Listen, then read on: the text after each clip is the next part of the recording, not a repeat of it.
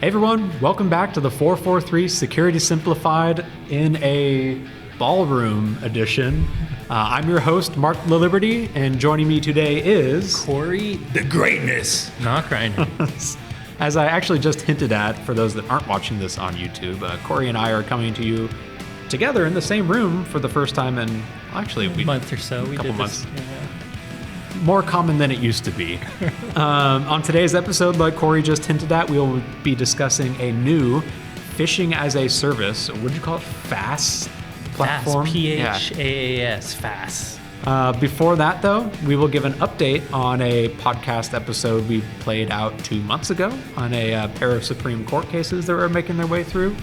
And then we will close out with the ban hammer coming down on a very popular social media application. With that, let's go ahead and swing our way in. Ban hammer, that B word I'm not going to say out loud. We can bleep stuff. Ban hammer. A little bit of a derogatory word, I guess. Maybe we... whatever.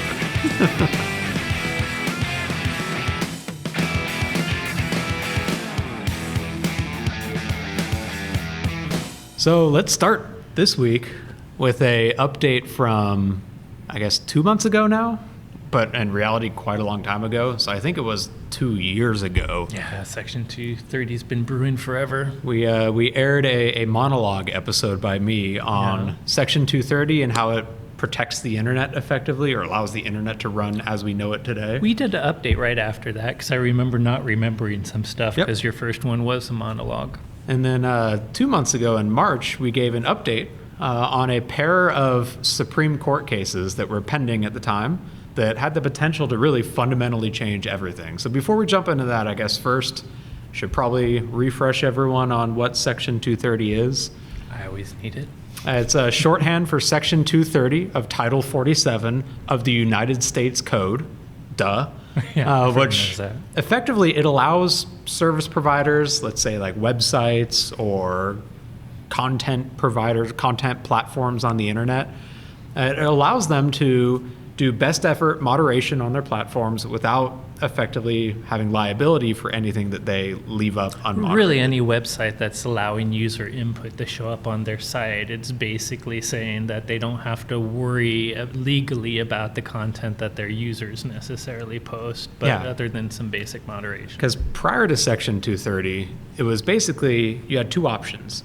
You could either not moderate anything at all, so users would upload stuff, you were purely a non-publisher, just a distributor of it, meaning you're not liable, or if you moderated, you had to moderate everything. And if you left up something was potentially illegal, copyright infringement, illegal content on the internet, you could be held liable because you'd be considered a publisher. So Section 230 of Title 47 basically says, you're allowed to do best effort moderation on your platform. You can do whatever you want. You can be like Twitter and, ban the president of the United States, or you can be like Twitter and suddenly let everyone else back onto the platform and run into the ground. Who's in charge. Exactly. And you wouldn't be held liable for the stuff that stayed up on your platform. Now, that doesn't mean you can just allow illegal content on there. Like if you receive a DMCA request, you do have to respond to that. If you're aware of straight up illegal content, you do have to take action on it. But in general, like you're not going to be, dragged out to the courts if a user uploads like some ISIS recruitment video foreshadowing. Sure we'll get into. Yeah. So the main case that made its way to the Supreme Court, there were actually two, but the one that got the most attention was called Gonzalez versus Google, where they alleged that Google should be held liable for a terrorist attack in France that killed Nohemi Gonzalez, which is the daughter of the petitioner. So Gonzalez pointed to the Google-owned YouTube, which I guess is technically Alphabet-owned, not really Google, Alphabet. but anyways. Holding company for Google. Yeah. So he pointed to YouTube and said that they should be considered a publisher and not protected by Section 230 because of their recommendation algorithms. So basically, he alleged that Google's recommendation algorithms could have put ISIS recruitment videos in front of people that weren't actively looking for them, and that should be considered publishing and maintaining the content, and thus Google, So not YouTube should not be held liable. exactly blaming them for the initial post, but blaming them for spreading the content through their automated algorithm. Yeah, which we touched on this in that episode 2 months ago about how it is kind of an interesting gray area. Like the whole point of Section 230 is, as opposed to like a newspaper that is responsible for every single thing they post in the newspaper, and if you post something that's libelous, you can get dragged through the courts. If you post stuff that's just straight up illegal, you can face trouble. Internet websites and social media platforms, they are not publishers, they're just a platform where users can upload content. But he's saying that by YouTube having this algorithm that recommends content, that should be considered a form of publishing and not immune through Section 230 protections. So this last Thursday, as the time you're listening to this, the U.S. Supreme Court issued their rulings on both Gonzalez versus Google and a related case, which was Twitter versus Temna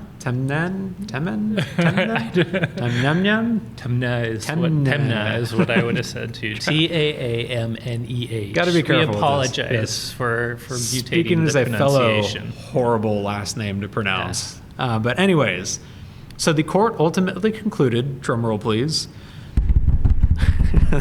that the families did not effectively prove that the platform, so Twitter, Google, YouTube, whatever, did not prove that they gave ISIS any special treatment or words of encouragement, nor was there any reason to think that the defendants, so the platforms, intentionally selected or took any action at all with regards to ISIS, except perhaps in blocking some content when it was brought to their attentions. And to me, that's kind of fair because their recommendation algorithm isn't one made per video necessarily. It's like this generic algorithm, right? That it does recommend based on, like, if it sees things becoming popular in a certain way among a certain group, it might recommend within if you happen that to group. watch a lot of extremist videos, then maybe you might get an ISIS recruitment But video. it does that equally with every, it's not picking and choosing what videos to recommend in what way. It's kind of an algorithm that works, whether it's a new K-pop band release or a horrible ISIS video. Yeah, it's not like Twitter where Elon Musk controls what all of us see individually uploading and downvoting stuff. In the case of YouTube, it is literally just a, hands-off algorithm for the most part.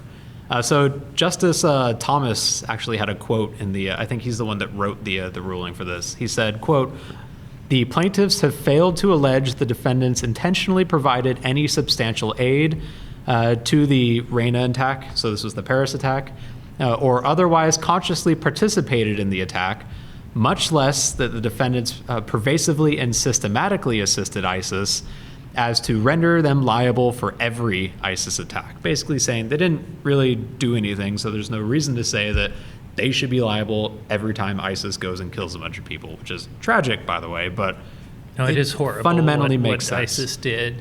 Be honest, I'm personally, this isn't a view of WatchGuard, me personally, I don't really love our current Supreme Court, and I honestly don't think they're the best equipped to make technical internet decisions because I don't think they understand it the way technical folks do, and yet it's hard for me to really go against this one. I mean, well, to their credit, that was exactly their point. When they were listening to arguments for this case, they actually explicitly said, "We are a court of law. We are not the 9 best experts on the internet," was basically what they said. So it's hats off to them in this one specific scenario of recognizing the limits of their expertise. And it does seem like they specifically made these rulings in a way where it doesn't confirm or remove any Section 230 protections. It just says that in this specific scenario, not applicable. And honestly, they're for. probably, and I might be scooping you, but it sounds like they're saying, "Hey, Congress, you need to decide on this. We will make judgments on the existing law, but the judgment on this one is Google didn't do anything wrong. And if you want to change the way these tech sites have to moderate, it's back in your court, Congress." Yeah, it is basically they kicked it back to Congress, which one could argue is a room full of 80-year-old people. Yeah, I was going to say they're not much better as far as tech experts, but at least they're supposed to have hearings where they bring in tech experts and listen. Wouldn't that be amazing if different people in Congress listened to tech experts instead of the polarized parties, just grilling them. That would be fantastic. But they do have a better chance of success at addressing whatever issues there may be with Section 230 than Seeing if the they Supreme can Court. change the law. Like, so to that end, though, like, who should be liable for social media posts like this? Like, obviously, the creator should be if they're creating illegal content, like a recruitment video for a terrorist organization. Yeah. But the platform itself, like, it still doesn't feel like, even if they're algorithmically recommending it, they should be liable for that content either. That said, I think my personal opinion that's kind of evolved over the past few months is that maybe there is a little gray area. Maybe it shouldn't be just a blanket, you're immune, but I think it's a gray area because I think they already moderate and they know they should. Like, should they be liable for a ISIS video of something horrible like a beheading? I don't know if that's what this one was, but we know those have shown up on YouTube temporarily, and they take them down. Yep. I mean, gross, horrible stuff should be allowed to be taken down without making them liable for everything that some random gross person does. YouTube, Twitter, Google, whether we love it, I mean, the scale of the posts they have, even their moderation is never going to be perfect, has to be automated. We've all listened to how hard it is just for them to moderate sexual versus non-sexual content. So if we're going to allow a public forum where people are allowed to post, I don't think we can put the liability entirely on them, but we also shouldn't make them liable for moderating stuff that's horrible. So like you say, I think it's this horrible gray area, but if they tried to bring the video down, or I don't think they deserve to be sued because they had an algorithm that was pushing it during the time it was up. That algorithm applies to everything you put on those social media sites. I think that would be my distinction too. Like, if they become aware of something illegal on the platform, they should have to act on it, is I think where I'm at. Yeah. Like, they should be forced to take it down. But they shouldn't necessarily be forced to know everything on the platform. Yeah. And saying that, though, that still feels like there's some parallels between that and what we're discussing with, like, AI right now, where maybe AI developers should have to prove that their models are safe and secure. The burden should be on them. I'm more worried about the the models. I mean, these algorithms, even though I don't think the social media companies made them to be dangerous, they are starting to have dangerous ramifications as far as putting people into search bubbles, spreading content that will be hateful. I don't think it was the intention. I mean, the intention of these models are pretty obvious. Marketing, make the tech site get more views and more advertisement. But I think you're right. I would want more effort put into how you can do these recommendation AI models without screwing society and making us all hate each other. So now when it comes to the actual moderation, though, is this something we can throw more AI at it? Like, is this something where these generative AI models might be able to help and moderate at scale? Like, so the answer is yes, but when without the fault? Like generative AI probably wouldn't be able to catch. I'm sure it would make enough mistakes that people would make fun of it, but it will get better and better. I think the only way they have a chance at doing it at the scale that YouTube gets videos. I mean, you and I could literally waste hundreds of our lives watching everything on YouTube a day, a single day. So I think they have to use AI. I think AI is getting better at natural language processing, image and video interpretation, but I don't know if I'd trust it quite yet. Because we're at it, like, so obviously we've got models that are able to tell you what a picture is with pretty good accuracy. Like, crap, I don't even need to show my passport to get on an international flight anymore. They just know who I am. Which is, by the way, everyone that's worried about giving away your biometrics, the government already has it, and so do the airlines. That passport, that biometric passport, means that you just have to take a photo getting on a plane now. Yep. But so my point there is we're at a point where, like, a static image is pretty easy for an AI machine learning model to handle. Are we at a point where, like, a video, if it's able to interpret, like, the content I of don't the know. video? I would argue even the AI image. I agree with you that without adversarial machine learning, people recognizing nudity or AI model could do it. But I feel like it's still to the point where adversarial machine learning could make a nude image that has a little bit of extra digital content in it that would mess it up. So I don't know if it might be good enough to catch normal images good enough, but I'm not sure if it would work against a threat maybe actor. Maybe Meta is way ahead of us and they're already using this on, like, Facebook and stuff like that. Could be. But I'm sure I mean, if you can do it on a single image, you can do it on video. Yep, that's fair. Yeah. So anyways, Section 230 as it stands right now is still fully intact and unharmed by either of these two Supreme Court cases. There's your update that we promised 2 months ago. Yeah. Just took quite a bit longer than we were anticipating from the courts. And the update was the Supreme Court said, we don't want to deal with this. Go back to Congress. Yep, exactly. So moving on, way back last May, so like a year ago now, we discussed what was then a new adversary in the middle Attack toolkit adversary in the middle. called Evil Proxy. Yeah. So if you remember... You have a great demo of it, by the way. I think we should make a video of that so folks can see. But if you ever see Mark speak in person, he has a good demo showing how you can use Evil Proxy to phish folks. Yep. If you're not familiar with it, it's adversary in the middle. It's basically a sophisticated, for lack of a better word, type of phishing attack where instead of just stealing a username and password from a fake login form for like Office 365, it's able to proxy your victim connection to the actual legitimate Microsoft 365, pass off that username and password, handle multi-factor authentication, and ultimately steal a authenticated session cookie out of that successful authentication. And this used to be a relatively sophisticated style of attack. You had to know how to set up your own infrastructure. You had to obviously know how to make your own toolkit for this, register domains, set up certificates, all of that. So last May, though, it became commoditized, where there was a user on Breached, a forum that has since been seized by the FBI, that popped up selling access for $100 to $300 or so, depending on whether you want 10 days or 30 days access, what type of application you wanted to target. Your options were like Apple, LinkedIn, GitHub, Microsoft, all the big ones.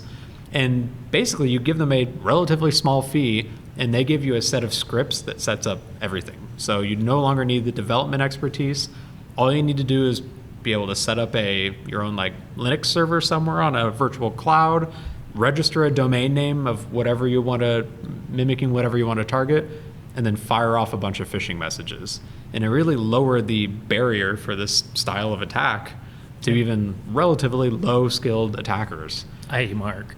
Yeah, exactly. Like you said, great demo. That's so easy to do. I just paid a cyber criminal $100 No, he for actually it. set up the Nginxes himself and did it. Actually, no, what was the tool you used for that? 'Cause Evil there's a Nginx. Yeah, Evil Nginx. It's a GitHub library that is free. You don't even need to pay $100 for it.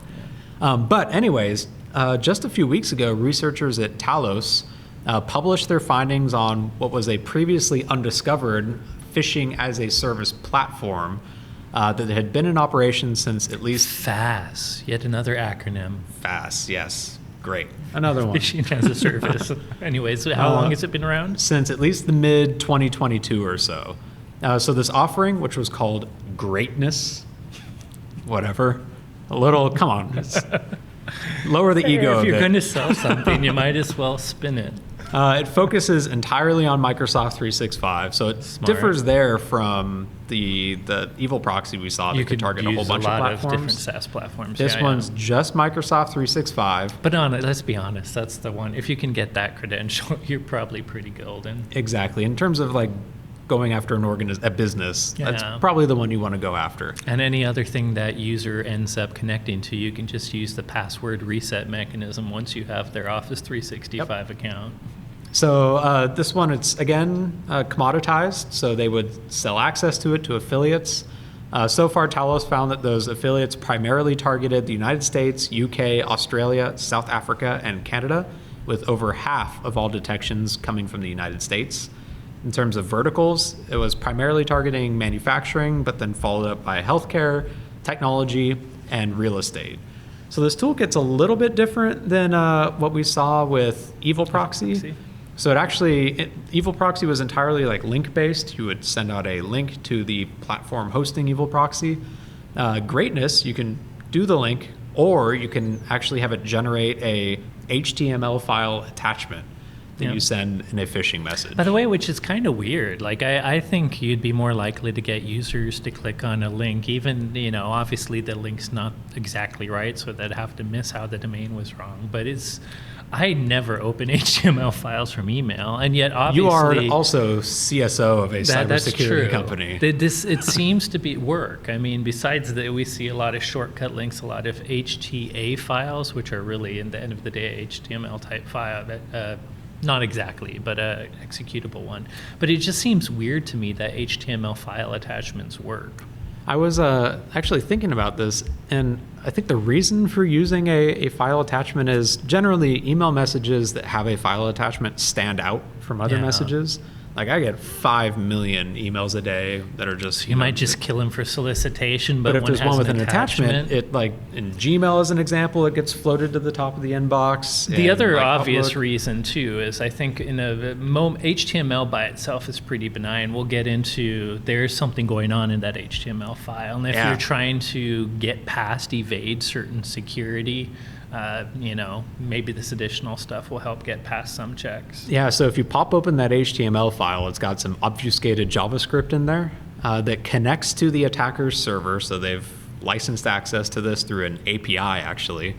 And it's got a blurred out image of a Excel spreadsheet with a little spinning logo in it. So it looks like Pretending it's an online connection and it's about to show up. Exactly. Then it redirects to this fake Microsoft 365 login page that's even pre-filled with the victim's email address and the logo of the targeted company, just to That add some logo more part was credibility. kind of neat. If you check out Talos or any of the articles on that, it's not just the normal O365 login, which we're all used to, but seeing your own company's logo as part of that O365 login. Gives it just a bit of credibility. And then it even will, of course, forward in on the credentials you enter, forwards on multi-factor authentication requests, and ultimately, just like Evil Proxy, collects that session cookie once the authentication completes, and then delivers it to the affiliate either over a Telegram channel they set up or just to an email inbox. So I don't use Telegram anymore, but man, Telegram, I feel like there's a lot of nasty stuff going there. There absolutely is. It's the platform of choice for a lot of like threat actor operators, ransomware teams, things like that Gross these pornography days. people. Yep. So the kit itself, so it comes with 3 components. It's got the phishing kit, which has like an admin panel where you can log in, presumably even get tech support if you have any issues along the way. It's got the service API and then a Telegram bot or email address that it sends these sessions to. The admin panel lets you even view metrics to see how well your campaign is going. So impressions and actual Lead successful campaign. phishes. Yeah. Lets you build that malicious attachment through that panel and then send it off to victims. And then again, those payloads, they include an API token to connect into I wonder the if they are greatness using platform. those like solicitor marketing tricks that we get from salespeople. I noticed you didn't respond to my last email about so-and-so, and I really wanted to set up a meeting with you. Will you please open this HTML file the second time? I noticed Did they like didn't nag respond you into in a list of like 5 replies from them over and over and over every 3 days. Yes, it gets really old. And then they start calling you on your cell phone, and it gets even Yes. more annoying. No, I'm not bitter.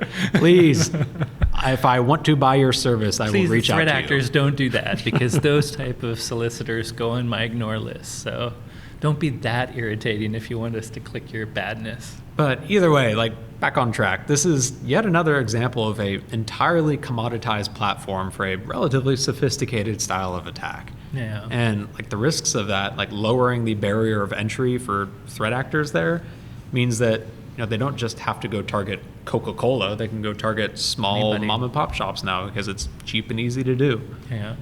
And who knows, a small mom and pop shop might have connections to bigger ones. And then like the other thing, so HTML files pretending to be documents. Like I feel like we talked on a recent podcast about how with LNK files. Yeah, I think in the same, I give a presentation after you sometimes where it's very common to have a LNK file.pdf. Like the whole Yep. double extension, it's like so old to us, and yet it still sometimes works. You can tell a file what icon to use for it, so it's pretty trivial to make what is actually a shortcut file look like something else. And then if you have double extension, and of course Windows by default doesn't show extensions, so it will just hide the PDF or will hide the link and show you the PDF, and in this case would hide the the HTML and show you the doc. It's a basic trick, and yet obviously it must still work. But at the end of the day, like any email security service worth its salt will do it based off of like the magic bytes the of the magic file byte. and not the extension. And so we talked last time about how there's really no reason to email a shortcut to anyone, and so you are extremely safe Almost blocking the same that. with HTML. I guess HTML, occasionally I could find a specialized role and excuse to send that one. Like a shortcut, almost never.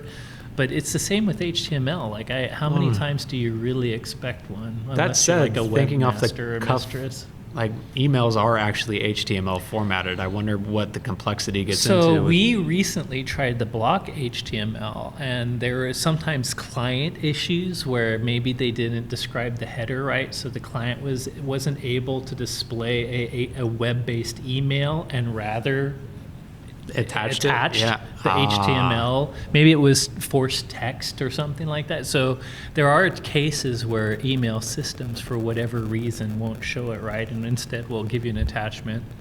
That So makes yeah, sense then. that could be it. Maybe too. that's why it's an attachment. But The thing, I mean, we know this, we've said it over and over, but just the MFA bypass, that's something, MFA finally is being adopted. Hey, if you haven't adopted it for all your employees, you know Mark and I keep telling you, you really ought to. It's a huge benefit, one of the biggest ROIs in security defense you can have. But it's being attacked now. I mean, MFA, people know, attackers know we have it. They're trying to get around it. So even though we saw this with even evil proxy, just the fact that these, adversary in the middle kits can actually grab that session token.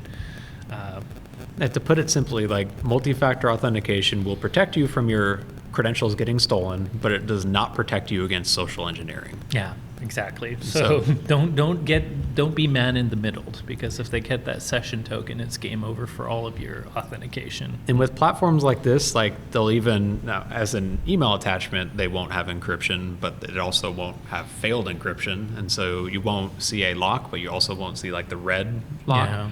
But with the things like evil proxy, they even supported Yeah. full encryption, like certificates generated by Let's Built right Encrypt. in. So really, if you are not paying close attention to that URL bar and seeing the actual domain you're going to, you could potentially miss one of these. So this is where, teaching your users to be skeptical of just all links and attachments, period. Don't click on it. I mean, Yeah. if I can avoid it, even if it is like a Black Friday and I want to do a sale, if I see it, I will just go to the Best Buy site manually. And yeah, it's a little extra work finding it, but you can find whatever deal they emailed you without the direct Yep. link. So just avoid it if you can and manually type in sites and find whatever deal or thing they're trying to get you to go to. Yeah, and there are still technical controls like DNS firewallings, like Yeah. DNS Watch, like ours, that can catch that malicious domain and If redirect someone you somewhere does safely. click it, that's like the last ditch effort where it's a great product. We love it, but you'd rather them not click. But Correct. if they do click, that could save your bacon.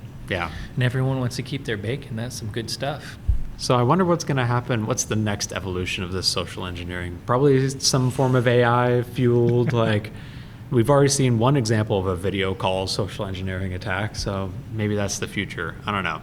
I wish Prakash would stop asking me to buy him gift cards though, because that's getting pretty old. You make deepfakes now. The FBI has that one campaign where the email was like, it was a text message trying to get you on a fake Teams-like call. And of course, his camera didn't work, but you could hear his voice, which Yep. happened to be assisted by deepfake audio.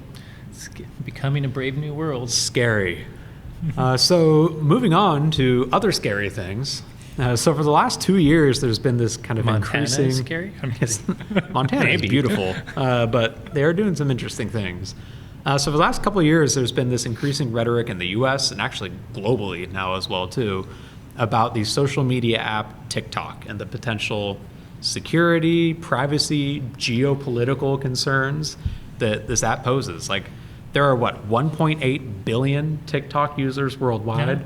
150 million in the United States, basically every. I got rid of it, but Mark, I got sucked in. My older daughter loves it, and there's creative, funny things going on. There's really cool, smart people doing fun things. There's a lot of stupid crap on TikTok too, but yeah, it's a social media app. It's fun. But the concern is that it's not necessarily the app, but who controls and or has access to all of the Can I data do a and little algorithms. soapbox? Please. The app is no more risky than Facebook and every other app. It's been proven by 2 sets of researchers. Does it now no more risky than Facebook, WhatsApp, Instagram? That doesn't mean not risky, by the way. Because Facebook gathers your geolocation data. Facebook sees every freaking URL you touch through it. TikTok gathers all that same information, but it doesn't have a hidden there's researchers that have literally looked into, reverse engineered the mobile app. It's gathering a lot of stuff about you, but really the same stuff that all the social networks do. So really the only risk here is the fact that the owner of this app lives in an authoritarian country where the government can come in without subpoenas, without the due process that you might have in democratic countries, and take information, right? So that's a concern. I don't think we should be I do think we should be concerned that all social media apps gather this information, but I already know you and the rest of the world doesn't care because you're all giving them your information. So let's say all social media apps should be, treated equally. If you're willing to give up your information to use them, that's cool. But I think the only question here is the ownership of the company being in China, in my opinion. That is the major issue with it, to the point where like the U.S. federal government has already banned it on federal issued devices for the concerns that, yes, there is no backdoor in it right now, but this app that is theoretically owned effectively, like all private companies in China are owned by the government effectively. And does it need a backdoor? It doesn't even need a backdoor because, I mean, the danger of this could be the danger of Facebook. Let's play it out. You have a journalist that's speaking out against your government and you want to track them. The data that TikTok gathers could pay attention to where that user is, and many times if they log into the TikTok app. Now, you could do the same thing with Facebook's data and track the journalist too. The only difference is to get that information in the US, the government would have to show that the journalist is a criminal, would have to take it through a federal court system, and would have to send a subpoena to Facebook, and it would have to go out this legal due process. Or just talk to the NSA. Possibly. But in China, they just go to ByteDance and say, give me this, or yeah, probably a pretty bad or. Exactly. So anyways, like that's kind of where we've been at. Like there's been some countries, India has basically banned the app internally, but they've got even stronger kind of headbutting with China lately. Well, last week, the state of Montana banned the app in its entirety, like, kind of. So it Good luck with that, Montana. doesn't ban using the app. It doesn't ban using the website. Doesn't ban like the actual access, APIs, all that. It just prevents. Doesn't ban you, the user, from trying or even finding you. All it does is ban Downloading Apple and the app. Google from offering it on their app store in Montana. Exactly. Like previous installations will still work. This technically doesn't go in effect until January of next year, but assuming it survives the probably numerous legal challenges. Watch any it's gonna YouTube get. video and you know what a VPN is and you know how to pick a state that's not Montana, it doesn't even, even when Apple and Google do have to remove this, if it survives, by the way, they have like a year to do this, right? I don't know if this will survive legal cases. Yeah. So, but assuming they do, I mean, a VPN, pick California for a day, and there you go. You got your TikTok back. this is though the first state in our union that has banned the application for non-government users. I'm curious, is this the first state to ban a have we ever, I don't know, have we ever banned a mobile application from being used? I can't remember off the top of my head any specific highly targeted thing like this. First. This isn't the only app that was banned though. So Montana's governor also signed a separate bill banning the use of any social media application, quote, tied to foreign adversaries, which includes 2 other ByteDance owned applications, as well as Telegram. Which we just talked about. Yeah, which was... Where would you put an app that has a lot of perverse and criminal activities and you don't want law enforcement to get in your way? Exactly. So... Did you say? Russia. Exactly. Telegram lives in Russia. So actually, it was technically founded in Russia, but now it is based out of United Arab Emirates, is where it's headquartered currently. But you could argue we're maybe not. I mean, I guess we are technically on good terms with them, but feel like sometimes we shouldn't be. Anyways, this is not a politics. Well, it kind of is a politics show sometimes. So, like this, they're banning it because of a few issues. Like there have actually been legitimate concerns with some data privacy with TikTok cases over the past few years. Now, I would still argue you'd probably find that for a lot of social media, but there's one in particular. Facebook Meta was literally just fined $1.6 billion today as we're recording this by the EU for data privacy violations. So yes, they are not the only ones. But we talked about the concerns about data privacy. The other one is what I actually feel like is a somewhat valid concern. It's that the algorithm is black box. So right now, and it's extremely effective. That's why TikTok is so popular, because you can literally sit there and swipe, and depending on how many milliseconds you watch the video, how quickly you swipe, they'll start learning the algorithm and feeding you stuff that you are more likely to watch. It's extremely effective. But I just alluded, it may not be true, I alluded that Google and YouTube, the algorithm's pretty much the same for everything and everyone, other than the habits that you show it that are uniquely yours. They don't change what they show one Google you or how it works. The concern is, though, that TikTok may be different. Because ByteDance is based in China and thus under effectively the control of the Chinese government, if there were some geopolitical situation or something and China wanted to influence basically 1/5 of the world's population, they've got a pretty good avenue to And my understanding is like there has been no evidence for TikTok stealing data. But I think there has been some, like Chinese children see different things on TikTok than US children. Yeah. Now, I guess you could argue maybe it's because of what they click on that influences the algorithm, but my understanding is some of the crap that's being fed on TikTok is expressly forbidden in China. So what TikTok shows to Chinese citizens is quite different than US citizens. And you could picture picture a future where right now, like the US is a very strong ally of Taiwan, as an example. And if China were to, which sure as hell looks like they're trying to invade at some point, maybe they start slowly feeding they claim Taiwan is theirs. Like anti-Taiwan propaganda, for lack of a better word, in the app, slowly change the mind of U.S. citizens. So elections. That I mean, there was no hacking of election machines and the U.S. vote, but there certainly was social media bots on Facebook that was giving information polarized on both sides. They weren't even trying to influence one side specifically or the other. They were just trying to have both sides see the most extreme thing. Yep. So very, very much so that the similar thing could happen if the Chinese government can get ByteDance to do whatever they want.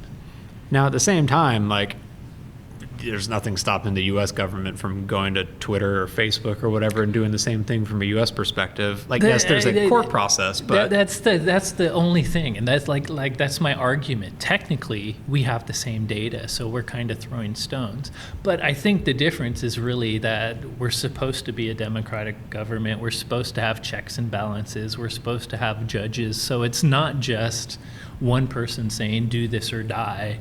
It's you have to get past all the democratic checks and balances we're supposed to have.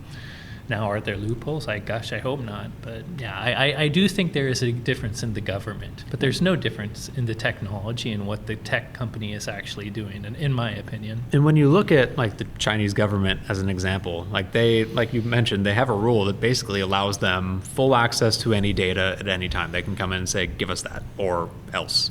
Yep. And then there's also, like, China has a very publicly advertised, like, basically espionage and intellectual property theft at all costs for bettering China policy. Yeah. Like, they're wide open about it that, our citizens can go steal whatever they want in the name of bettering China. And a platform with all of this user data is a great opportunity for data, as an example. I think everyone knows that, Huawei had Cisco. I mean, it literally had Cisco commands.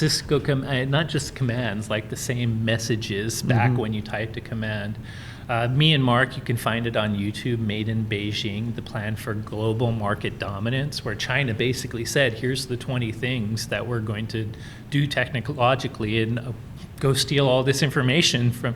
And so that Made in Beijing is all about how insiders really a long game would go to university in the U.S., get a job in the U.S. Meanwhile, they're gathering all kinds of intellectual property to bring back, and they've caught a number of folks doing that. So it is relatively well known. Now this has been going on for years now, like these concerns, and ByteDance, the owner of TikTok, has done some things to try and like soothe Texas. people's What did they call feathers. it?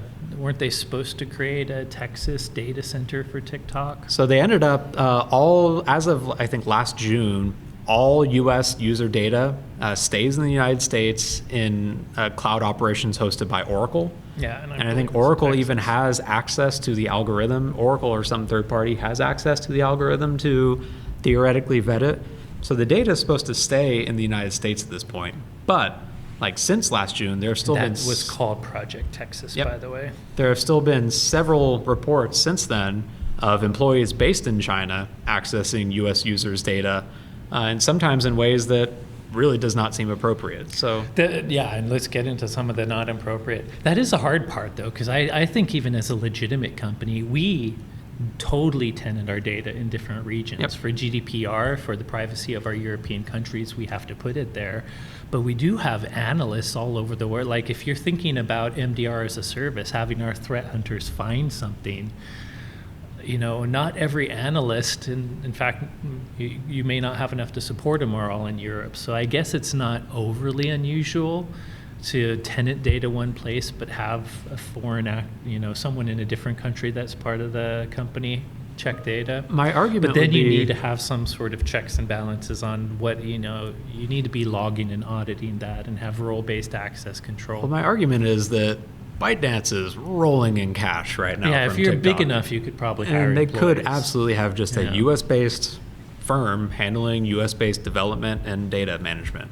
But anyways, the story kind of starts in like June of last year, right after they made this change to all U.S. data in the U.S., where BuzzFeed reported some leaked audio files from various TikTok meetings that indicated that engineers in China had accessed U.S. data between September 2021 and January of 2022. And this is despite public statements from TikTok Saying executives in October 2021 that, quote, they had a world-renowned U.S.-based cybersecurity team deciding who gets all access to this data.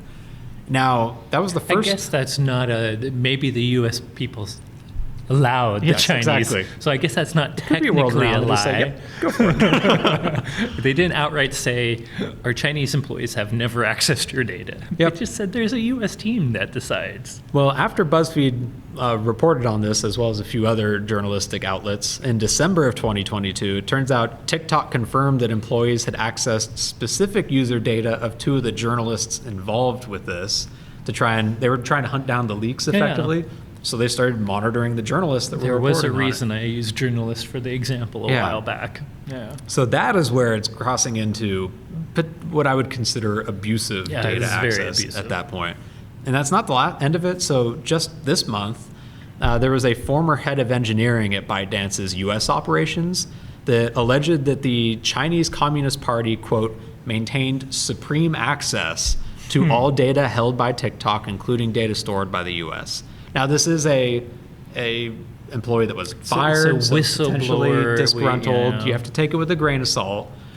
But like these are pretty serious allegations too. It checks out to what China, I mean, they have they're known for censoring information for their own people. So I like you say, it's an allegation, but He claimed that it seems possible. even though they were in fact limiting individual engineers in the data they could access, the government themselves continue to have all full of it. access, Yep. which is very on brand, like you just said, for China. Yeah. So it wouldn't be surprising if that does prove to be true.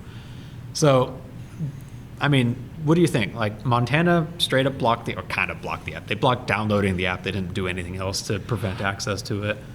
Like, is this the start of the end? I think it's Pandora's box has already been open. I honestly don't think you can block U.S. users. There's, like you said, 1.4 billion or whatever you said.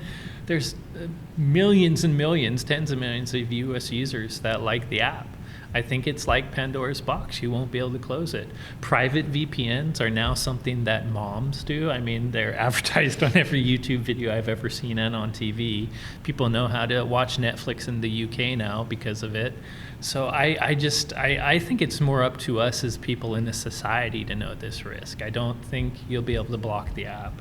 Even if the federal government decided they wanted to block the app, I don't think it would really work. Blocking the app on the Google and Apple app stores, it doesn't, like, it opens up other security concerns. Because like you just said, like, users are still going to want to get TikTok.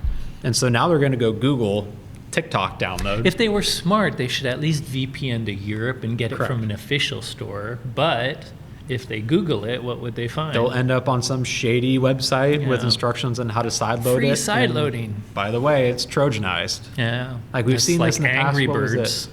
It's Super Mario Run, that Nintendo game that came out that was kind of time gated across the world. I think it came out in Japan first, and if you wanted to get it in the US, you had to sideload it, and we found tons of examples of it just laced with malware. Android piracy, if you know, Angry Birds was one of the first apps I saw Trojanized because everyone liked the game. Like, come on, Angry Birds was like 99 cents, right? Yeah. That's something you should just pay for. But anyways, people downloading free pirated apps often get Trojanized crap in it. And it's looking like the Apple ecosystem might actually be opening up sometime in the next few years too. They're being forced to, right? Yeah. So like it suddenly becomes a risk for Apple users as well too with sideloaded apps. Now that said, Apple does a pretty dang good job about at least requiring apps to be signed. They've messed up though. I mean, even though they're closed infrastructure, they've sometimes let a bad app sneak into the official store. But to your point, if they're forced into allowing anybody to be able to load any app onto their Apple device because they own it, it does become you, the users,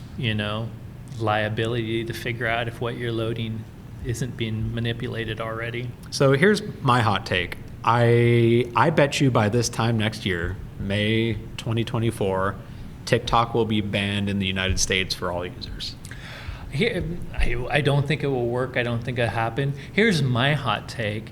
Get everyone in Congress to start using... You don't want U.S. citizens to use TikTok because it's dangerous. Get old white men to use it. All the kids will flee. That it's no longer cool. This is the suckiest, boringest place in the world. Let's go find the next cool social media app. And some smart person needs to make a social media app in a non-authoritarian country, and then we'll be fine. I think, actually, I'm going to revise my statement. It's either going to be banned or they're going to be forced to sell off the U.S. operations of it to some company within the United States. Do you think they could? I actually would like to see happen, but I know the Chinese government wouldn't want ByteDance to sell.